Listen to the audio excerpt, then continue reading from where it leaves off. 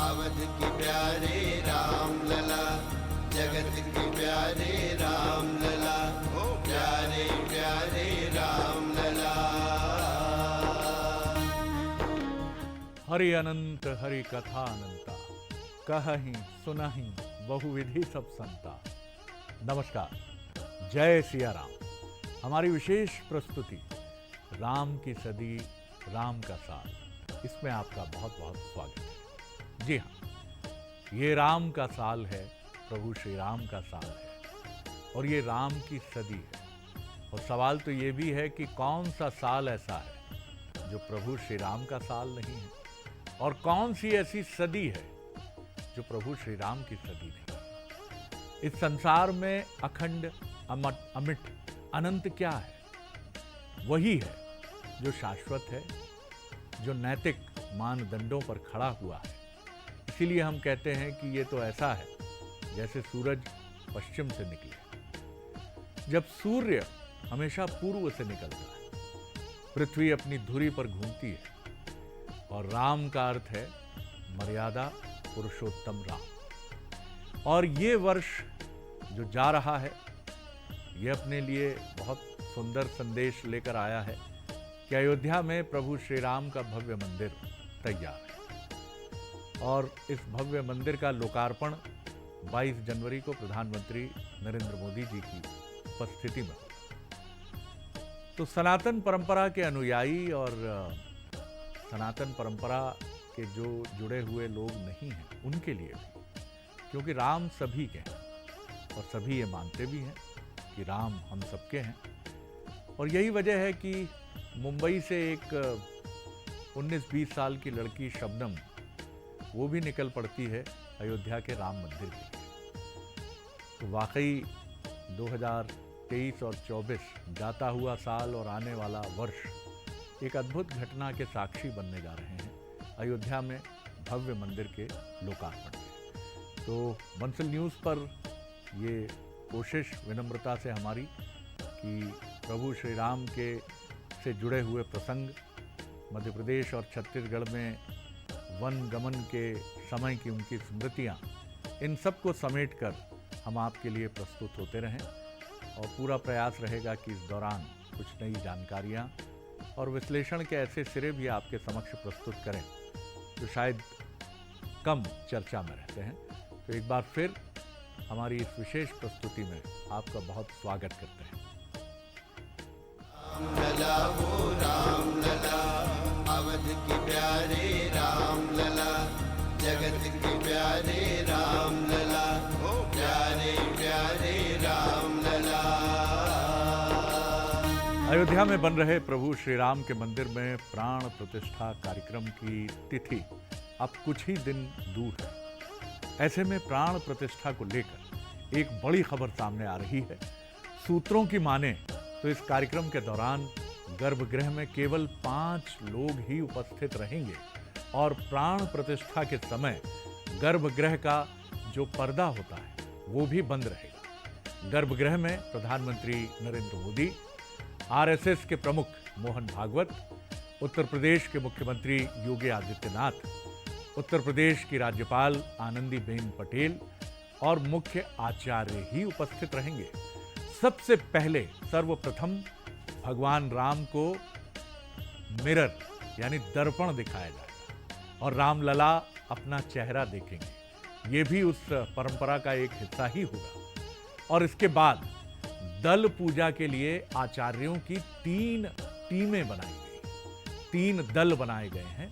पहले दल का नेतृत्व स्वामी गोविंद देव गिरी करेंगे। दूसरे दल का नेतृत्व शंकराचार्य विजेंद्र सरस्वती करेंगे, जो कांची कामकोटी पीठ के शंकराचार्य हैं।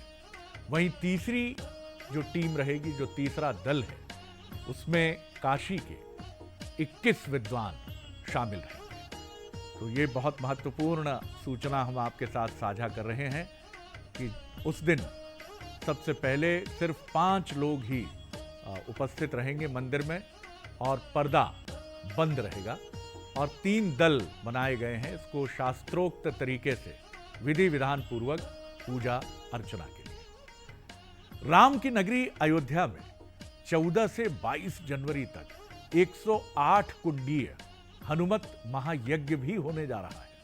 इतिहास में पहली बार होने जा रहे इस महायज्ञ के लिए यज्ञ मंडप में हवन वेदियों के निर्माण की तैयारियां चल रही हैं। जगतगुरु रामभद्राचार्य के अमृत महोत्सव को लेकर किए जा रहे हनुमत यज्ञ के लिए 75 देशों के श्रद्धालु शामिल होने के लिए इन देशों से आ रहे हैं।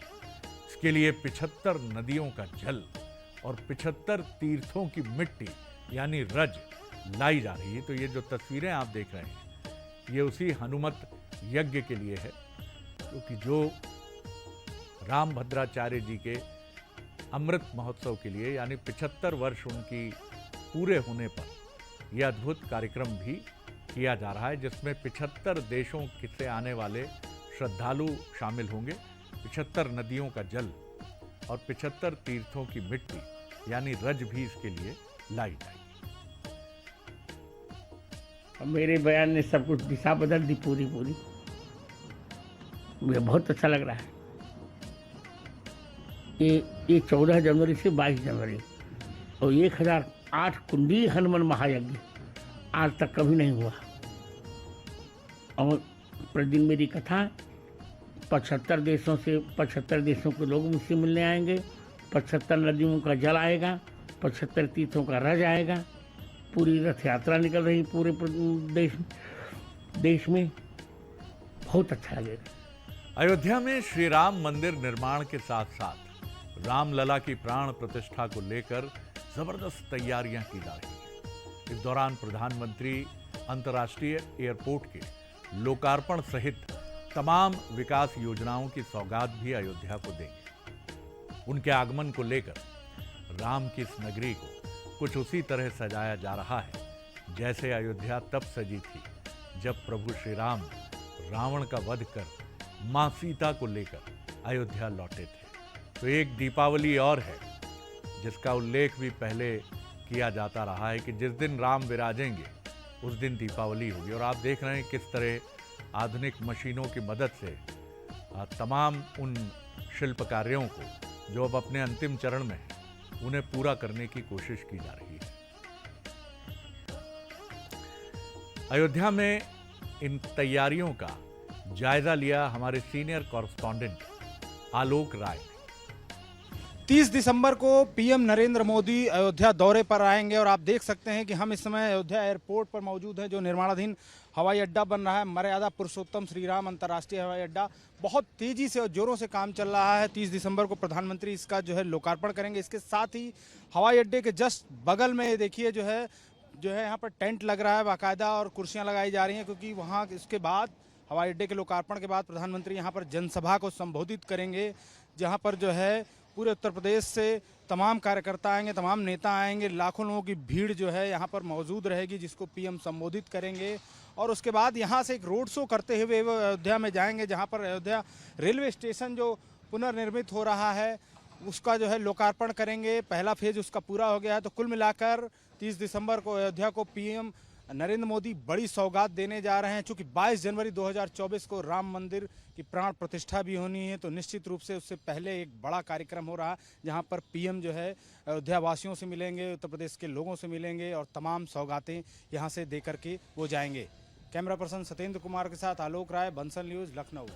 अयोध्या में भव्य राम मंदिर निर्माण को लेकर जहां देश भर में आस्था का सैलाब उमड़ रहा है, वहीं विदेशों से भी, विदेशी धरती से भी राम भक्तों की भावनाएं राम मंदिर के प्रति उमड़ रही हैं। अमेरिका के वॉशिंगटन में वीएचपी के राम भक्तों ने यानी विश्व हिंदू परिषद के राम भक्तों ने एक कार रैली निकालकर जय श्री राम के नारे लगाए।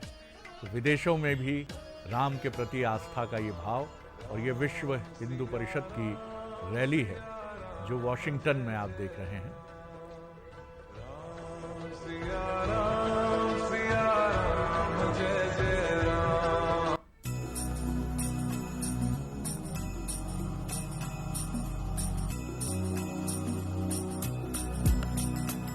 और ये आप देख सकते हैं कि ये एरियल व्यू है प्रभु श्री राम की रंगोली का। हम आपको एक बार फिर दिखाएंगे कि कितना सुंदर ये जो एरियल व्यू है, ये एरियल व्यू देख रहे हैं आप ड्रोन कैमरे की मदद से प्रभु श्री राम का, और ये बनाने की तैयारियां हैं उसकी। और ये विष्णुनाद जो शंख है,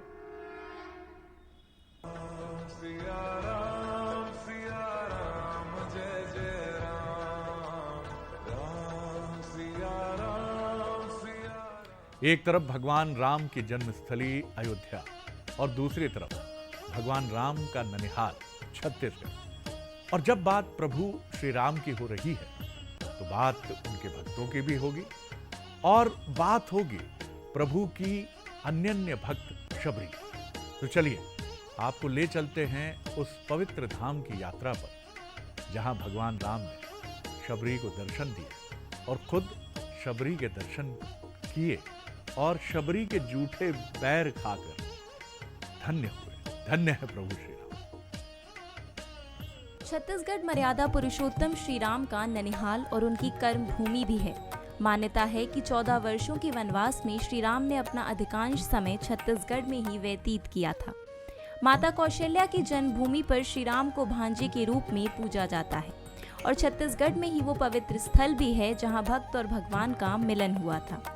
जांजगीर चांपा में बसा शिवरी नारायण, जहां माता शबरी ने वर्षों तक अपने आराध्य का इंतजार किया और हर दिन प्रभु के आने की बाट जोहती रही। जो नगर है उसको बताते हैं माता शबरी की ये जन्मस्थली है।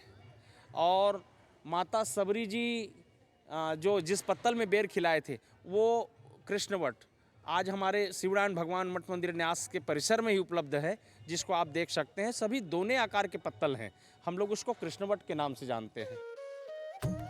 शिवरी नारायण महानदी शिवनाथ और जोक नदी के संगम पर बसा है। प्राकृतिक छटा से भरपूर इसे छत्तीसगढ़ की जगन्नाथपुरी के नाम से भी जाना जाता है। आज भी शबरी और राम के मिलन का ये पवित्र स्थान आस्था का केंद्र है। यहाँ मंदिर में स्थित रोहिणी कुंड के बारे में कहा जाता है कि कुंड में भरे जल में भगवान राम के चरण डूबते रहते हैं। इस जल को अक्ष जल कहा जाता है। भक्त और भगवान के अटूट संबंध को करीब से देखने दूर दूर से श्रद्धालु यहाँ पहुँचते हैं। यह जगन्नाथ जी का मूल स्थान है। भगवान जगन्नाथ जी यहाँ से चल के जगन्नाथपुरी गए थे। एक दिन माघ पूर्णिमा के दिन भगवान शिवरी नारायण जी जो है जगन्नाथ जी जो है शिवरी नारायण नगर पहुँचते हैं। इसलिए हमारे आस्था का केंद्र धार्मिक स्थल शिवरी नारायण जी को, शिवरायण नगर को भगवान शिवरी नारायण जी जगन्नाथ जी के स्वरूप में हम लोग दर्शन करते हैं। इसमें लाख सवा लाख लोग दर्शन करते हैं। भगवान नारायण जी स्वयंभू मूर्ति हैं। उनके नीचे रोहिणी कुंड हमेशा प्रक्षालित होते रहती है जो उनके चरण में डूबे होती है। यहाँ दर्शन करके मतलब मन को जो तसल्ली मिलती है वो तो है ही, एक जो अनुभूति होती है। साथ में यहाँ जो भी हम लोग अपनी मनोकामना करते हैं वो मनोकामना पूर्ण भी होती है। ऐसी मान्यता है कि जहाँ यहाँ पे माघ पूर्णिमा के दिन पे जो जगन्नाथपुरी में प्रसाद जो है वो यहाँ चढ़ता है, वो वहाँ नहीं चढ़ता है माघ पूर्णिमा के दिन। और आज भी पूर्णिमा के दिन दीवालों से पानी रिसते हैं। ठीक है, माघ पूर्णिमा के दिन यहाँ मेला भराया जाता है। यहाँ पर के कुंड के दर्शन भी होते हैं। ये जिस दिन वहाँ पे पूजा नहीं होती उस दिन यहाँ पूजा होती है। कि श्री राम जी आएंगे, उनको बोले थे श्री राम जी मैं आते समय आपको दर्शन दूंगा। तो माता जो शबरी थी वो उनका वेट कर रही थी और वेट करते हुए जब श्री राम जी आए तो माता शबरी अपना जूठन बेर हर प्रतिदिन वो यहाँ पर क्या करती थी कि प्रतिदिन वो और रोज बेर तोड़ करके उसको चक चक कर रखती थी। शिवरी नारायण धाम जो अपने आप में अनूठा है, ये नगर जो पौराणिक और धार्मिक विरासत को अपने में समेटे हुए है और जहाँ भगवान राम ने अपनी भक्त को दर्शन देकर कृतार्थ किया था, वो स्थान तो दिव्य और सिद्ध ही होगा। महानदी शिवनाथ और जोक नदी के त्रिवेणी संगम में बसा ये तीर्थधाम शिवरी नारायण है। यही वजह है कि न केवल छत्तीसगढ़ वरन पूरे देश में शिवरी नारायण एक बड़े आस्था के केंद्र के रूप में उभर के सामने आया है। बंसल न्यूज़ से राजेश्वर तिवारी, जांजगीर चांपा। कौन कहते हैं भगवान आते नहीं, तुम शबरी के जैसे बुलाते नहीं। वो वृद्ध भक्तन प्रतिदिन बैठती थी अपने पोपले मुंह से बार बार ये कहते हुए कि राम आएंगे, राम आएंगे। लोग सोचते थे कि उम्र हो गई है, वृद्धा है, शायद मति फिर गई है। अपने पोपले मुंह से जो भी बचे खुचे दांत से उनसे बेर जो होते हैं उनको चुनती थी और रोज उनको चखती थी कि सबसे मीठे बैर किसी भी दिन आ सकते हैं प्रभु। ये भावना आप जरा इसके मर्म तक तो पहुंचिए। हम यांत्रिक तरीके से पूजा करते हैं, बड़ी जल्दी, कोई भाव, कई बार माफ कीजिएगा मैं सबकी बात नहीं करूंगा, लेकिन अधिकांश लोगों के लिए ये एक यांत्रिक प्रक्रिया ही हो जाती है। बढ़ेंगे हमारे जो मेहमान इस विशेष प्रस्तुति में हमारे साथ जुड़ रहे हैं, ये हैं प्रधान पुजारी राम मंदिर हनुमंत लाल। प्रणाम कर रहा हूँ हनुमंत जी आपको, बड़ा सुंदर नाम है आपका, राम दरबार से ही जुड़ा हुआ आपका नाम है हनुमान जी पर, हनुमंत लाल, वाह। थोड़ा सा हमको बताइए ज़रा, प्रभु श्री राम का जो संबंध है, ननिहाल तो उनका छत्तीसगढ़ माना ही जाता है, चंद्रखुरी माँ कौशल्या वहीं की बताई जाती रही हैं। किस तरह से आप देखते हैं छत्तीसगढ़ में प्रभु श्री राम के वन गमन के मार्ग को और उनके ननिहाल के इस रूप और स्वरूप को? जी। भगवान राम का जो ये ननिहाल है छत्तीसगढ़, और छत्तीसगढ़ में भी विशेषकर रायपुर के का जो परिक्षेत्र है, इसमें भगवान राम के प्रति जो श्रद्धा है वो देश भर में अद्वितीय श्रद्धा है।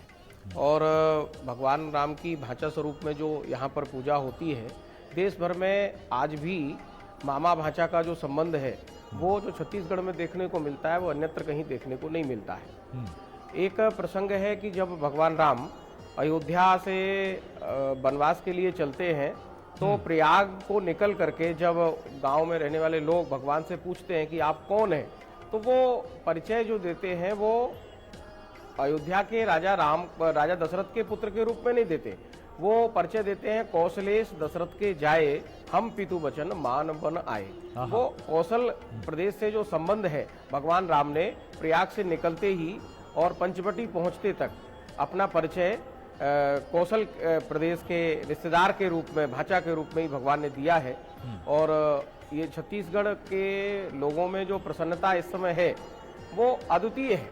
प्रतिदिन यहाँ हजारों लोग दर्शन करने आ रहे हैं और सबके मन में एक बहुत बड़ी प्रसन्नता है कि भगवान राम का जो इस समय अयोध्या में मंदिर बन करके तैयार हुआ है, प्रतिष्ठा होने वाली है, उसके प्रति जनसामान्य में बहुत उत्साह है। जी। हनुमंत जी, ये जो मंदिर है राम मंदिर, ये वही वीआईपी रोड वाला मंदिर है जहाँ तक मैं समझ पा रहा हूँ? जी जी जी जी जी बिल्कुल बिल्कुल। और वो जो कुछ दिन पहले हमने जिस लंगूर के दर्शन किए थे इस मंदिर में, क्या वो लंगूर महोदय उसके बाद भी दोबारा कभी देखे गए या उसी दिन सुयोग मिला था कि सबको दर्शन हुए उनके मंदिर में? वो लंगूर जो है एक मंदिर में नियमित आने वाले भक्त राकेश जी के पास जाकर के रहने लगे हैं। अच्छा अच्छा अच्छा, जी वाह। इस क्षेत्र में पहले उस दिन यहाँ आए और राकेश जी एक अपरिचित भक्त हैं मंदिर में आने वाले, प्रतिदिन उनका आना होता है, वो राकेश जी के घर में जाकर के रहने लगे हैं। वाह वाह, ये भी बड़ा सुंदर प्रसंग है। उस दिन आपने हमें ये भी बताया था कि योगी आदित्यनाथ जी भी यहाँ, योगी आदित्य जो मुख्यमंत्री हैं उत्तर प्रदेश के, गोरखनाथ संप्रदाय के अनुयायी हैं, उनका भी आपने संबंध बताया था कि वो काफ़ी इस मंदिर में जब ये निर्माणाधीन था तो उन्होंने ये संकल्प भी जताया था कि ये मंदिर पूर्ण होगा ठीक तरीके से, क्योंकि ननिहाल है ये, तो अयोध्या में भी राम मंदिर का मार्ग प्रशस्त होगा। जी जी। ये घटना भाई साहब 2013 और 14 की है जी। जिस स्थान पर ये राम मंदिर अपना वीआईपी रोड बना हुआ है उसका निर्माण प्रारंभ हुआ था, तो वर्तमान में जहाँ पर भगवान का गर्भगृह बना हुआ है उसी स्थान पर देश के प्रसिद्ध ज्योतिषियों का एक सम्मेलन हुआ था। तो उसमें देश के संबंध में, धर्म समाज के संबंध में बहुत सारे जो आवश्यक प्रश्न हैं उनकी ज्योतिषी गणना की गई थी। तो एक प्रश्न ये भी था कि अयोध्या में श्री राम जी का मंदिर बनकर कब तैयार होगा। तो यहाँ जो प्रसिद्ध ज्योतिषी उस समय आए थे, सबने सर्वसम्मति से विचार करके ये कहा था कि हम लोग जिस स्थान पर बैठे हैं इस स्थान पर भगवान की प्रतिष्ठा होते ही अयोध्या में श्री राम मंदिर के निर्माण का मार्ग बड़ी तेजी से प्रशस्त होगा। और हम सब लोग जानते हैं कि 2017 की फरवरी में श्री राम मंदिर वीआईपी रोड में भगवान राम की प्रतिष्ठा हुई और उसके तुरंत बाद ही उत्तर प्रदेश में चुनाव के बाद योगी जी को मुख्यमंत्री के रूप में सेवा करने का अवसर मिला और माननीय सर्वोच्च न्यायालय में अपने जो केस था उस केस की लगातार सुनवाई हुई और उसके बाद एक समय बीतता गया और अगस्त 2019 में वहाँ पर भूमि पूजन का कार्यक्रम संपन्न हो गया।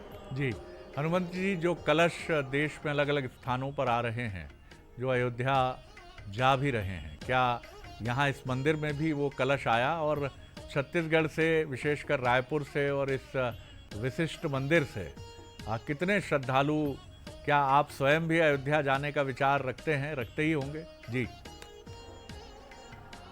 जी सर जी, आपने जो श्री राम जन्मभूमि तीर्थ क्षेत्र अयोध्या ने पूरे देश भर में भक्तों को आमंत्रण देने के लिए जो पीला अक्षत भेजा, उसमें प्रत्येक प्रांत को एक कलश बनाकर दिया था।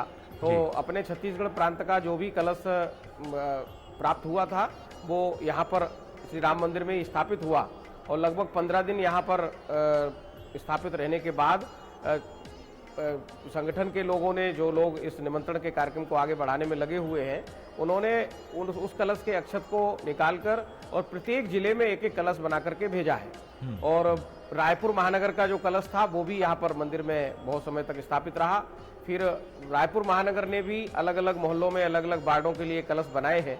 उस क्रम में जो इस मंदिर का क्षेत्र है उसका कलश अभी भी मंदिर में स्थापित है। वाह, आप क्या स्वयं जाएंगे अयोध्या? जी, जो हम लोगों को अभी तक की जो सूचना है कि 22 जनवरी को कुछ चयनित लोगों को ही मंदिर ट्रस्ट में व्यवस्था की दृष्टि से बुलाया गया है वहाँ अयोध्या में। तो यहाँ से हमारे मंदिर ट्रस्ट के अध्यक्ष श्रीमान ब्रजलाल गोयल जी को जाने के लिए निमंत्रण प्राप्त हुआ है और वो जाने के लिए तैयार है। उनका सूची में नाम है, ऐसा हमको अभी जानकारी मिली है। निमंत्रण पत्र आने वाला अभी आया नहीं है और फरवरी के प्रथम सप्ताह में 3-4 फरवरी में छत्तीसगढ़ को वहां पहुंचना है। तो भगवान के चरणों में विनम्र प्रार्थना कर रहा हूं कि भगवान हमको भी वहां दर्शन के लिए बुलाएंगे। बिल्कुल बुलाएंगे। और आप तो हनुमंत लाल हैं, तो राम कैसे आपसे मिले बिना रह पाएंगे? तो अपने मन में श्रद्धा का अगाध सागर समेटकर अवश्य पहुंचिएगा अयोध्या। बहुत शुभकामनाएं, आपको प्रणाम कि आप इस सुंदर कार्यक्रम के सारथी बने और आपके साथ कुछ महत्वपूर्ण अनुभव आपने हमारे साथ साझा किए। तो ये थे हनुमंत लाल जी, जिनका कहना था कि यहाँ जो लंगूर आते थे वो वहीं एक भक्त के यहाँ आप ठहर गए। और खुद योगी आदित्यनाथ, जो उत्तर प्रदेश के मुख्यमंत्री हैं, 13-14 में इस मंदिर में वो भी आए थे। और उसी समय ज्योतिषियों ने भी ये कहा था कि जैसे ही ये मंदिर पूर्ण होगा, अयोध्या में राम मंदिर निर्माण का मार्ग भी प्रशस्त होगा। ये सारी बातें सुनने में बड़ी विचित्र लगती हैं, लेकिन अगर आप पीछे पन्ने पलटेंगे इतिहास के, तो ऐसे अनेक विस्मयकारी अनुभव आपको हो सकते हैं। लेकिन चमत्कारों पर विश्वास न करें, मन के भाव और आस्था से जुड़े रहें और इसी आस्था भाव से इस कार्यक्रम को देखते रहें। आपसे फिर मुलाकात होगी शुक्रवार को शाम 6:30 बजे। तब तक जय सिया राम।